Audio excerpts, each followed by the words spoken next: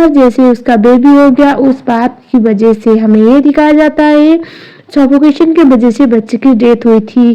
तो सेंसी ने बहुत कुछ झेला था। सेंसी की लाइफ इतनी इजी कभी थी ही नहीं। और हमें ये दिखाया जाता है जो सेंसी थी वो मन में बोल रही होती है मेरे पास एक यही जरिया है जिससे मैं इन सब से बाहर निकल सकती हूँ और 5 साल पहले मेरे साथ जो भी हुआ था उन सब से मैं डील कर सकती हूँ, ऐसा मन में सोच रही होती है। मेंटल असाइलम में सेंसी के साथ बहुत गलत हुआ था। उसे पता है उसके जो फैमिली थे उसी ने सब कुछ करवाया हुआ था। उसके स्टेप मॉम और उसकी स्टेप सिस्टर के प्लान के तहत। और वो मन में बोल रही होती है मेरे पास इसके अलावा कोई और ऑप्शन है नहीं। और तभी हमें दिखाया जाता है जो सेंसी थी बाहर देखती है रोड में कुछ लोग भीड़ जमा करके बैठे हुए थे। वो बाहर निकलती है और तभी एक ओल्ड लेडी जिनको अस्थमा अटैक आया हुआ था, पैनिक अटैक, और जिस बात की वजह से वो जमीन में पड़ी हुई थी। लेकिन सब लोग मदद करने से डर रही होती है क्योंकि सबको ऐसा लगा था शायद ये लेडी ड्रामा कर रही है। और हमें ये दिखाया जाता है जो सेंसी होती है वो जाती है उनको मेडिसिन देती है। और इवन हमें ये पता चलता है सेंसी एक मेडिकल डॉक्टर है जो अच्छे से ट्रेडिशनल ट्रीटमेंट जानती है। वो वहाँ से चली जाती है और ये लेडी उसको देखती रह जाती है मन में ये सोच कर कि ऐसी लड़की अगर मेरे पोते के लिए मिलती तो कितनी अच्छी बात होती। तो हम देखते हैं जो सेंसी होती है आप लू फैमिली में पहुंच जाती है जहाँ पर ये दिखाया जाता है लू फैमिली का बेटा यानसिन उसका वेट कर रहा होता है। दरअसल यानसिन के साथ ही उसका रिश्ता पक्का हुआ था, लेकिन अब आप समझ ही सकते हो क्योंकि जो यानसिन था उसका रिश्ता तो दरअसल उसकी छोटी बहन याना के साथ पक्का होना था, लेकिन एजेंट सब्स्टिट्यूट सेंसी को भेजा गया था। वो बैठती है एक मकड़ी था जो सेंसी को काट देता है, उसके ऐसे छाले काले पड़ने वाले थे। तभी सेंसी अपना सीजन निकालती है, सुई अपने बड़े आप पे छुपाती है और उसके बाद वो सोचती है अच्छी बात है कि एटलीस्ट मुझे मेडिकल स्किल आती है। हालांकि वो डॉक्टर की पढ़ाई कंप्लीट कर नहीं पाई थी। और हम देखते हैं जो सेंसी थी उस मकड़े को पकड़ने की ट्राई करती है, तभी वो आवाज लगाता है। इस ड्रामे का मेन लीड यानसिन उसे बोलता है रुको। सेंसी उसे देखती है और वो नीचे की तरफ आ रहा होता है। तभी सेंसी के मन में यही चीज चल रहा होता है, सबने बोला था ये बंदा कोमा में, तो ये यहाँ पर कैसे हो सकता है। और अकॉर्डिंग टू अदर इसके पास अभी ज़्यादा से ज़्यादा 1 साल ही है, उससे ज़्यादा वो बच नहीं सकता क्योंकि उसको एक बहुत बड़ी बीमारी है। और ये सब कुछ सोचते सोचते वो शौक में आती है। वो उसे हाँ क्यों तुम कुछ और एक्सपेक्ट कर रही थी क्या। वो उठती है और उसके बाद वो बोलती है मैं तुम्हारी सब्स्टिट्यूट ब्राइड हूँ। वो बोलता है मुझे पता है। और वो बोलता है तुम सच क्यों बोली, तुम झूठ भी तो बोल सकती थी ना कि तुम या ना हो। ये सुनने के बाद सेंसी बोलती है मेरे पास कोई और ऑप्शन है नहीं। वो सेंसी के बहुत करीब जाता है। सेंसी को ऐसा लग रहा था ये एहसास उसने पहले भी महसूस की हुई है। पहले के फ्लैशबैक को कुछ मोमेंट्स याद आ रहे होते हैं, लेकिन वही था ना क्योंकि उस टाइम पे उसे नशा करा दिया गया था, उसे याद नहीं वो एग्जैक्टली कौन मैन था। और हमें ये दिखाया जाता है जो सेंसी थी वो मन में सोचती है मुझे इसको बर्दाश्त करना पड़ेगा। दरअसल सेंसी इस फैमिली में उसकी बीवी बन के इसलिए आई थी क्योंकि उसे ये पता चला था जो उसकी फैमिली थी मतलब रियल पेरेंट्स वो असल में उसके पेरेंट्स नहीं है, उसके रियल पेरेंट्स कोई और है। और सेंसी मन में सोच रही होती है मुझे इसको बर्दाश्त करना पड़ेगा। और तभी जो सेंसी थी वो यानसिन को बोलती है अगर मैं आपसे झूठ बोलूंगी उस टाइम पे मुझे पता है मेरे साथ क्या होगा। ऐसे भी अगर मैं यहाँ पर आपकी बीवी बन के ना आती तो मेरे फैमिली फिर से दोबारा मुझे मेंटल असाइलम में भेज देते, उससे बेटर है कि मैं यहाँ पर आ जाऊँ। और अगर मैं यहाँ पर कुछ भी उल्टा गेम खेलती हूँ उस समय पर मुझे वापस वही दुनिया पे जाना पड़ेगा जहाँ से मैं निकल के आई हूँ, इसीलिए मैं आपकी मदद करने के लिए तैयार हूँ, मुझे कोई दिक्कत नहीं। वो उसको बोलता है तुम्हें पता है शादी का मतलब क्या होता है, बिकॉज मेरी फैमिली ने तुम्हें 10 मिलियन दिया है तुम्हारी फैमिली को, इसी बात की से तुम मेरी बीवी बनने आई, लेकिन बीवी के अलावा कुछ और धर्म भी है जो बीवियों को पूरा करनी पड़ती है। वो बोलती है मैं सब कुछ करने के लिए तैयार हूँ। वो उसके शॉर्ट ओपन करने लगती है। बाद में पता चला सेंसी ये सब कुछ इसलिए कर रही थी ताकि यानसिन उससे दूर जाए। अचानक से यानसिन को पैनिक अटैक आने लगती है और उस टाइम पे सब लोग घबरा जाते हैं। यानसिन बोल रहा होता है यहाँ से चले जाओ। सेंसी उसके हाथ को पकड़ती है और तभी यहाँ पर एंट्री लेती है इस ड्रामे की दूसरी लड़की यानी कि पेज जो यानसिन था उस एडॉप्टिव सिस्टर थी। और वो बोल रही होती है कि यानसिन से दूर रहो, यानसिन से दूर रहो, लेकिन जो सेंसी थी वो बोलते हैं मैं सब कुछ हैंडल कर लूँगी टेंशन मत लो, और उसको चुबा देती है। उसको चुबाने के बाद अचानक से यानसेन जो था वो थोड़ा बेटर फील करने लगता है और उसके बाद वो शॉक में होता है कि एक मामूली सी लड़की इतनी बड़ी चीजें कैसे जान सकती है, क्योंकि अब 1 साल के अंदर मरने भी वाला था, लेकिन इस तरह से किसी भी डॉक्टर ने इतनी इजीली इसको इलाज नहीं किया था जिस तरह से सेंसी ने की। सेन अपनी आंखें खोलता है और उसके बाद वो उस पर डाउट करने लगता है। वो मन मन में सोचता है ये मेरे घर में क्यों आई है, अगर इसको इतना कुछ आता है तो इतनी बड़ी बीमारी, मतलब उसको जो अटैक आता था वो तो नॉर्मल पर्सन ठीक कर ही नहीं सकता था। ये होने के बाद तो अब उस पे उसको पूछना लाजमी था। पूछा जाता है कि तुम्हें कैसे आता है। ये सुनने के बाद जो सेंसी थी वो बोलती है मेरे पास तो कोई ऐसे टैलेंट है नहीं, बस मेरे पास एक सीरीज था, क्योंकि मैं जिस जगह पे रही हूँ मुझे बहुत ज़रूरत पड़ती थी, मुझे लगा शायद आपको भी उसी चीज़ की ज़रूरत है क्योंकि आपके बॉडी में टॉक्सिन है, ऐसा वो बोलती है। लेकिन इसका जो आंसर था एंसन को बहुत बड़े डाउट में पा देता है। पेपे बोलती है दादी माँ तुमसे मिलना चाहती है, दादी माँ आज रोड में बेहोश हो गई थी, इस बात की वजह से उनको हॉस्पिटलाइज किया गया है। ये सुनने के बाद जो यानसेन था अपनी दादी माँ से मिलने के लिए चला जाता है और हमें दिखाया जाता है हॉस्पिटल में दादी माँ बहुत ज़्यादा गुस्से में थी क्योंकि वो उसे मिलने नहीं आया और वो बोल रही होती है कि उस लड़की को हम दुल्हन बना के तो ले आ चुके हैं जब तक तुम्हारी जो ठीक ना हो जाए। दरअसल इन लोगों का मानना ये था कि कुछ इसका ग्रह दशा खराब होने की वजह से यानसेन के साथ इतनी सारी चीज़ें हो रही है और ये वही लड़की है, यानी कि टेंसी वही लड़की थी जो उसका ग्रह दशा ठीक कर सकती थी, उसके जिससे कि जो भी बैड लक था वो सही कर सकती थी। दादी माँ बोलती है एक बार ऐसा कुछ ठीक हो जाए उसके बाद मैंने तुम्हारे लिए एक लड़की देख रखी है, वो लड़की बहुत अच्छी है, वही तुम्हारी बीबी बनेगी।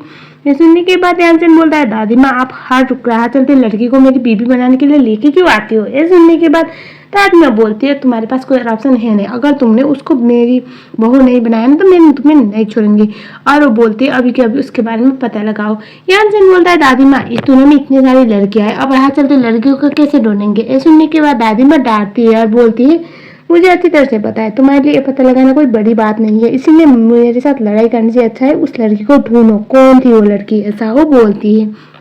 और बाद में यानसेन तो वहाँ से चला जाता है। पेपे बोलती है दादी माँ आप सच्ची में उस लड़की को ढूंढना चाहते हो, सच्ची में आप उसको यानसेन की बीबी बनाना चाहते हो। ये सुनने के बाद बोलते हैं हाँ इसमें कोई डाउट है क्या, तुम भी ना तुम अपने भाई के लिए खुश हो जाओ। लेकिन जो पेपे थी वो बिल्कुल भी खुश नहीं थी, वो मन में सोच रही होती है कि मैं उसकी अडॉप्टिव सिस्टर हूँ लेकिन बचपन से मुझे वो पसंद है और अगर उसकी कोई बीवी बन सकती है तो सिर्फ मैं, वो कोई और नहीं। मन में सोचती है। वो किसी को कॉल लगाती है ताकि वो पता कर सके कि एक्चुअल में आज कौन लड़की थी जो दादी माँ की जान बचाई। और घर में दिखाया जाता है जेंसी को वहाँ पर अंकल आते हैं और थैंक यू बोलते हैं आज यानसेन की जान बचाने के लिए। वो बोलते हैं मैं जब तक यहाँ पर हूँ मैं उसकी सब्स्टिट्यूट ब्राइड हूँ, उसको ठीक करना मेरा फर्ज है। एक बात बताओ अंकल उसको कब कब पैनिक अटैक आती है। ये सुनने के बाद अंकल बोलते हैं वीक में एटलीस्ट 2 बार तो आ ही जाते हैं। वो बोलती है उसको बस मेरे साथ कोऑपरेशन करना पड़ेगा, अगर मुझे ऐसे डराएगा धमकाएगा तो मैं काम नहीं कर पाऊंगी, लेकिन उसको एटलीस्ट मेरी हेल्प करनी पड़ेगी इलाज करवाने के लिए, ऐसा वो बोलती है। देखते हैं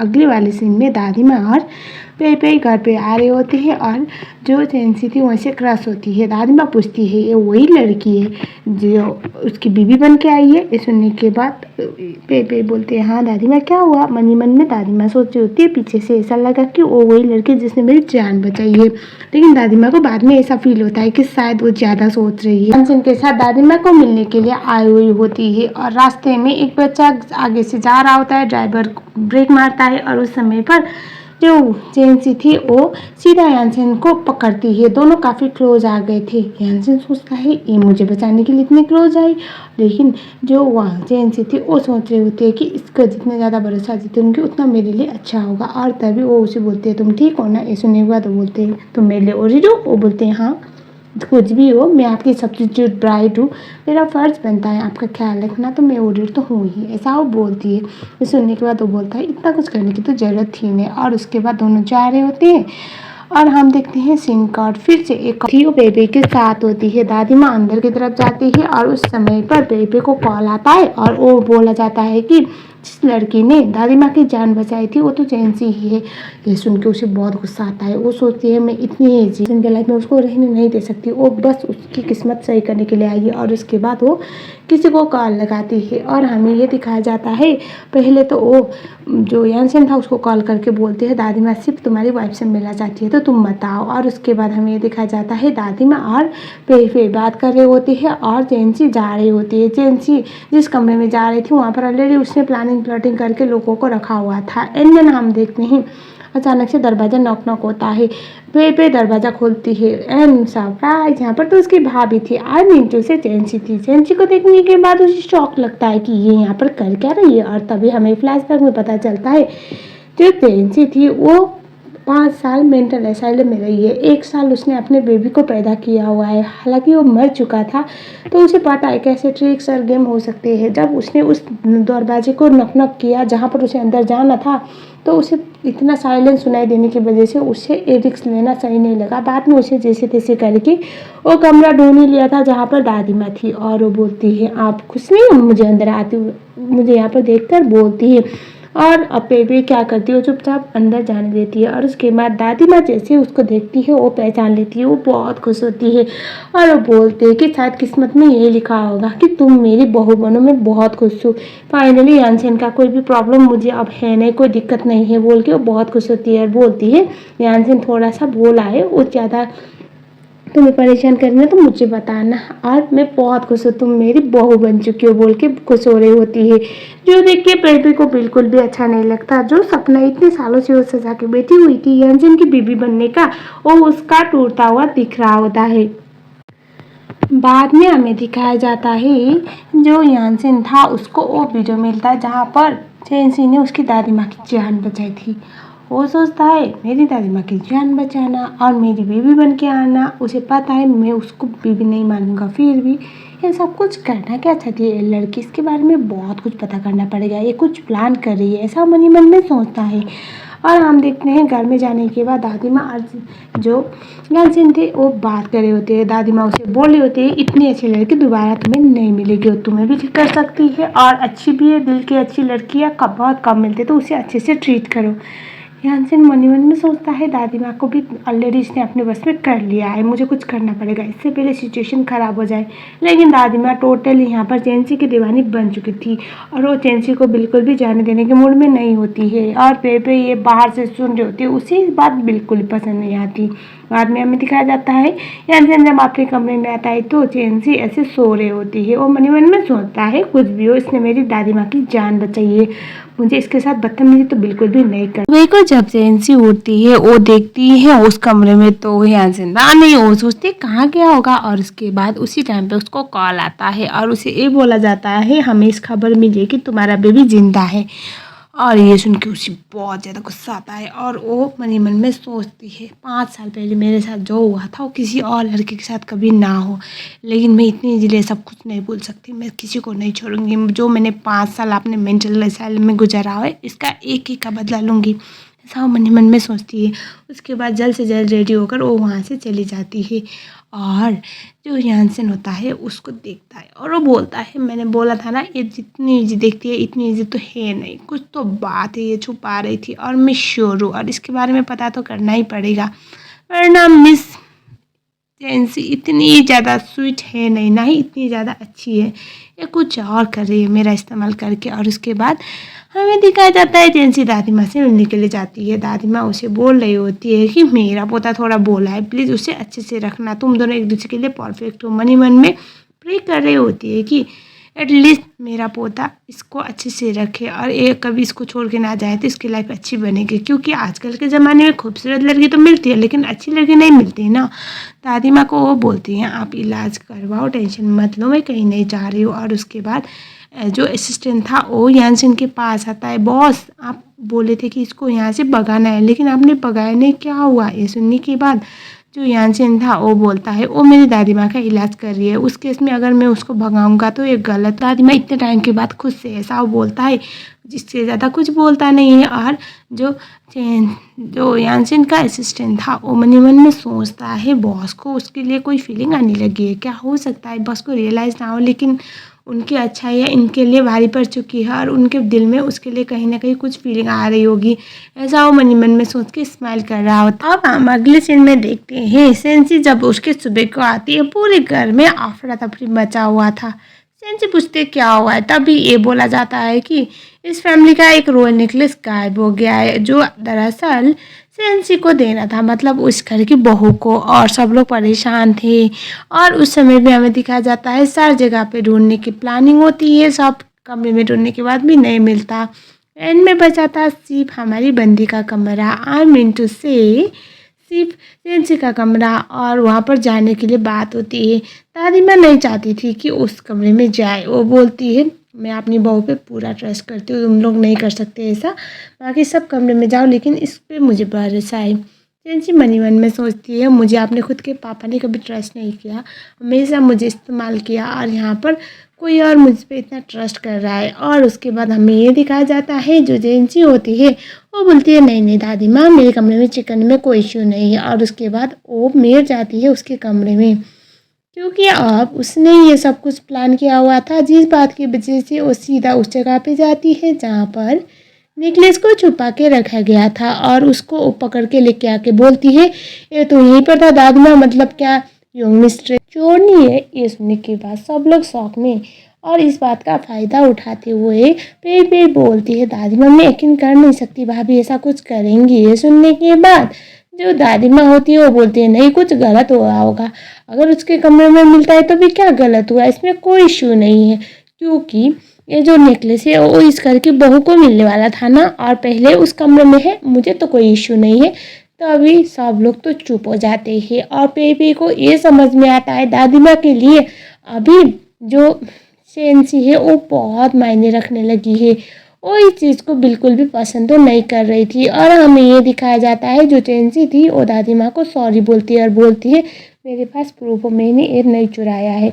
और उसके बाद वहाँ पर वो डॉक्टर वो जो अंकल होते हैं उनको बुलाती है और वो उसको सही साबित करने में मदद करते हैं। और इसका नतीजा होता ऐसा है कि जो पे थी वो तो एक्सपोज नहीं होती, लेकिन जो मेड है उसको अच्छी खासी धुलाई होती है, उसको काम से निकाला जाता है।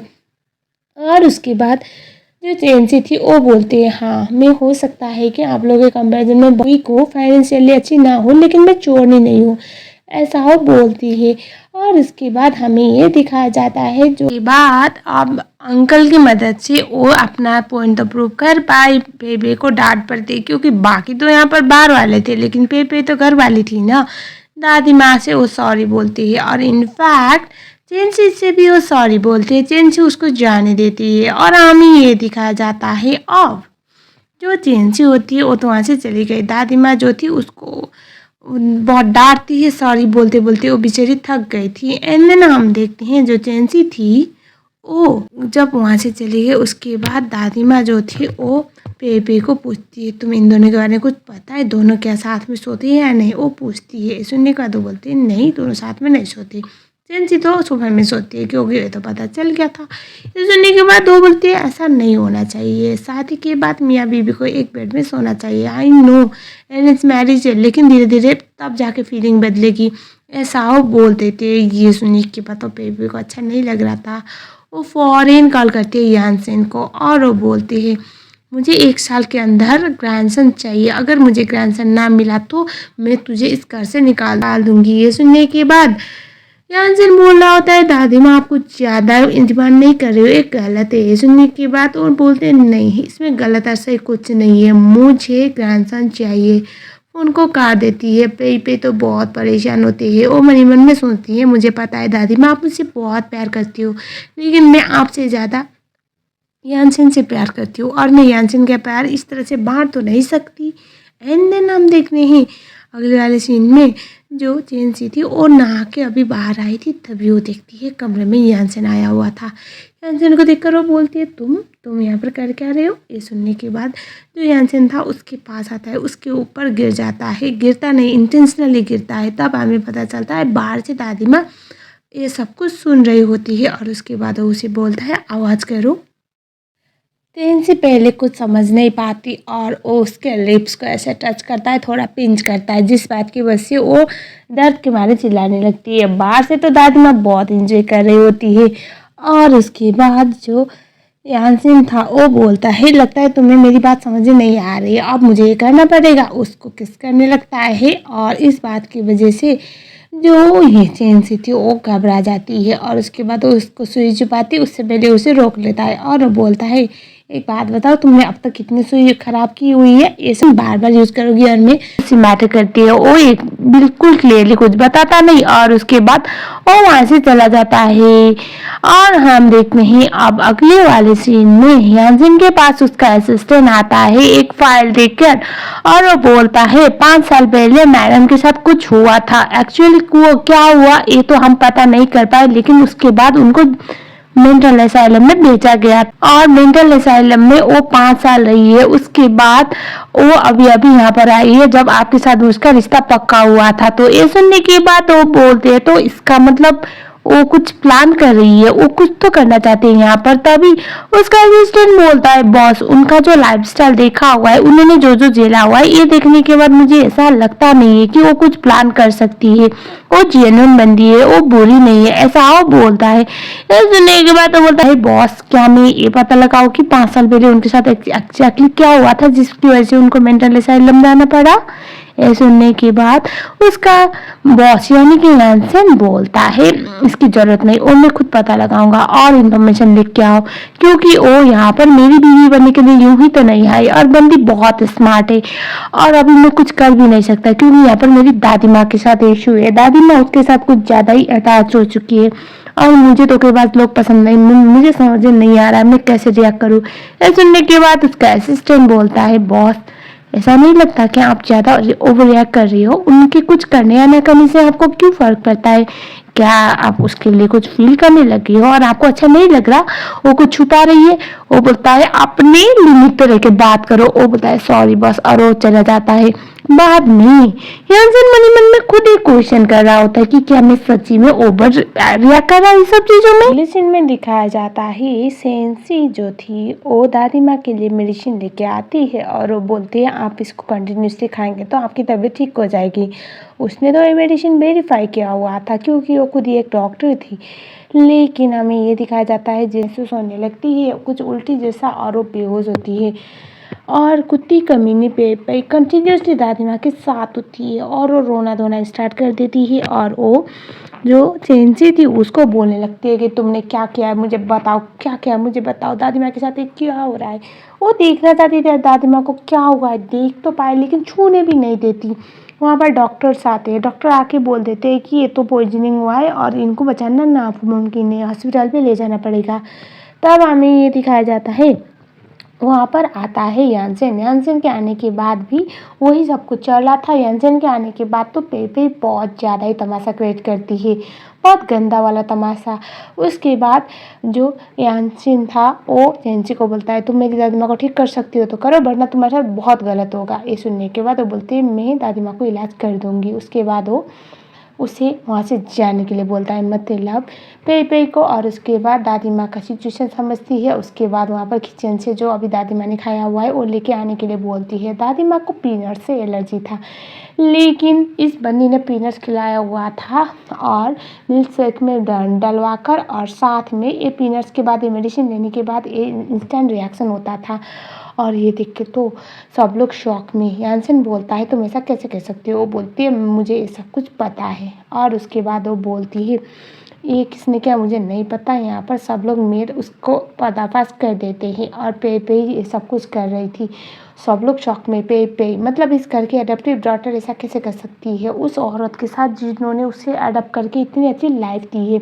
और उसके बाद पे तो बहुत घबरा गई और रोने लगती है। ये बोलती है कि मैंने कुछ नहीं किया, मैंने कुछ नहीं किया, लेकिन यहाँ पर कोई भी नहीं सुनता। और उसके बाद जो यानसेन था वो चेंसी को बोलता है दादी माँ को हॉस्पिटल पे भेजते हैं। ये सुनने के बाद चेंसी बोलते हैं नहीं इसकी कोई ज़रूरत नहीं, मैं नॉर्मल कर दूँगी। उसके बाद वो बोलता है अगर दादी माँ को कुछ हुआ ना तुम्हें पता है ना क्या हो सकता है तुम्हारे साथ। ये सुनने के बाद जो चेंसी थी वो बोलते हैं मुझे पता है लेकिन मुझे अपने आप पे पूरा ट्रस्ट है। उसके बाद वहाँ पर बैठकर दादी माँ का इलाज करती है और दादी माँ अपनी आँखें खोलती है। जैसे दादी माँ अपनी आँखें खोलती है उस टाइम पे जो चैंसी थी वो तो कमज़ोरी की वजह से बेहोश होने वाली थी। यानसेन उसे ज़ोर से पकड़ता है और वो बोलता है, तुम ठीक हो ना? वो बोलते हैं हाँ, और उसके बाद उसे थैंक यू बोलता है। वो स्माइल करती है और उसके बाद दादी माँ बहुत खुश थी, चैंसी ने आज दोबारा उनकी जान बचाई है। और बोलते हैं ना, जो आपकी जान बचाए वो तो उसके लिए बहुत मैटर रखता है। वो बहुत खुश थी, उसे थैंक यू बोले जा रही होती है और उस समय पे यानसेन दादी माँ के पास जाता है और दादी माँ को देखता है और वो बोलता है, आप सही तो फील कर रहे हो ना? वो बोलती है हाँ। डॉक्टर बोलते हैं कि आपने कौन सी यूनिवर्सिटी से पढ़ाई की है डॉक्टर की, आपको इतना कुछ पता है, आपने जो रिस्क लिया है आज वो बहुत खतरनाक था, मुझे पता है लेकिन फिर भी मैं नहीं ले पाया। ये सुनने के बाद चैंसी बोलते हैं, मैंने कोई ऐसे स्पेसिफिक डॉक्टरेट ली नहीं है क्योंकि मेरा अलग सिचुएशन था। अब बेचारी ने 5 साल मेंटल असाइलम में गुजारा है तो वो डॉक्टरेट का डिग्री तो कैसे ले आती। और उस टाइम पे जो चैंसी थी वो बोलती है, बस दादी माँ को जो होने वाला था पीनट की वजह से उसका हम इग्नोर कर सकते थे। आई थिंक मुझे उनका ध्यान रखना चाहिए था, मुझे नहीं पता था। दादी माँ ने मेडिसिन लेने से पहले वो खाई हुई है, वरना मैं अब मेरी मेडिसिन कभी ना देती। और अभी पे जो थी वो रोने का ड्रामा करते हैं, वहाँ पर आके ऐसे रो रहे होते, बोल रहे थे मैंने तो कन्फर्म किया था दादी माँ की जान ना जाए, मुझे नहीं पता था ऐसा कुछ होगा। तभी यानसेन बोलता है, मेरी दादी माँ को हाथ मत लगाओ, अगर दोबारा मेरी दादी माँ के आसपास दिखी तो मैं तुम्हें नहीं छोड़ूंगा, तुम मेरी बहन हो इसलिए मैं तुम्हें जाने दे रहा हूँ। ऐसा बोल के उसे वहाँ से दूर जाने के लिए बोलता है ताकि दादी माँ थोड़ी ठंड की सांस ले सके। आज जलन के मारे पेपे ने जो हरकत की थी इस बात की वजह से दादी माँ सबसे ज़्यादा हर्ट हुई थी, क्योंकि वो तो उसको अपनी असली पोती मानती थी, भले उन्होंने अडॉप्ट किया होगा। और वो बोलती है आज के बाद ये लड़की इस घर में दिखनी नहीं चाहिए, उसको घर से निकाला जाता है, लेकिन ऐसा नहीं कि उसका सब कुछ कट कर दिया जाएगा, उसको सारे फैसिलिटी मिलेंगे लेकिन इस घर में आने का परमिशन नहीं। उसको उठा के बाहर फेंका जाता है और हमें ये दिखाया जाता है अब अगले वाले सीन में जो यानसेन था वो चैंसी को थैंक यू बोलता है मन ही मन में। और अब हम देखते हैं नेक्स्ट सीन जहाँ पर चैंसी जो होती है वो यानसेन का इलाज कर रही थी बाथटब में, वो हर्बल मेडिसिन के साथ, और वो गलती से उसे टच करती है। वो उसे बोलता है मुझे हाथ मत लगाओ। वो बोलती है मैं डॉक्टर हूँ और मैं तुम्हारा इलाज कर रही हूँ तो ऑब्वियसली टच करना पड़ेगा, मैं तुम्हें खाए नहीं जा रही हूँ। ऐसा वो बोलती है। मन ही मन में सोचती है ये बंदा इतना बुरा नहीं दिखता, अच्छा ही दिखता है, और अभी सो रहा है शांत होते हुए तो कितना अच्छा दिखता है, इसकी बॉडी भी अच्छी है, तो सैड की इसको ऐसी बीमारी है लेकिन वो ठीक हो जाएगा, उसके बाद इसको एक अच्छी लाइफ पार्टनर मिलेगी। मन ही मन में पता नहीं क्या क्या क्या क्या सोच रही होती है। बाद में ये रियलाइज करती है कि शायद ये अट्रैक्ट हो रही है इसकी तरफ, और उसके बाद वो अपने आप को सही करने की ट्राई करती है। जैसे यानसेन उसे देखता है, उसे अपने 5 साल पहले वाला टाइम याद आता है जहाँ पर दोनों ने नाइट स्पेंड किया था। उसके बाद जो चैंसी थी उसने बोला था ये मेरा फर्स्ट टाइम था और मेरे लिए बहुत मुश्किल था। वो उससे बोलता है डोंट वरी मैं तुमसे शादी कर लूँगा। फिर से अभी प्रेजेंट में उसको यह याद आता है, मन मन में सोचता है मैं अभी भी उसी लड़की के बारे में सोच रहा हूँ और मुझे ऐसा क्यों लग रहा है वो लड़की यही है, शायद मैं ज़्यादा सोच रहा हूँ। और उसके बाद चैन से भी सिचुएशन ऑकवर्ड ना बने इसी बात की वजह से बोलती है आधे घंटे के बाद तुम यहाँ से निकल सकते हो, नहा लेना, मैं अभी दादी माँ को देखने के लिए जा रही हूँ, कल मुझे अपने घर भी जाना है। ऐसा वो बोलती है। ये सुनने के बाद यानसेन बोलता है मैं भी तुम्हारे साथ जाऊँगा। चैंसी मन ही मन में सोचती है क्या अगर ये मेरे साथ जाएगा दैट मीन ये मुझे अपनी बीवी मानता है, ये तो यही बात हुई ना। लेकिन बाद में सोचती है मैं क्यों ज़्यादा एक्सपेक्ट कर रही हूँ, कौन सा ये शादी मेरे लिए इम्पोर्टेंट है, ऐसा वो सोचती है। वो चली जाती है। यानसेन मन ही मन में सोचता है कि तुम सच्ची में इस घर में क्यों आई हो, मुझे ये तो जानना है, लेकिन तुम जो कर रही हो वो बहुत ज़्यादा है मेरे लिए, बहुत स्पेशल है, इतना करने के लिए थैंक यू, क्योंकि मेरे लिए कभी किसी ने इतना कुछ किया नहीं है। ऐसा वो मन ही मन में सोचता है। टेक्निकली यहाँ पर दोनों ही एक दूसरे को थैंक यू बोल रहे थे, वो भी सिर्फ मन ही मन में।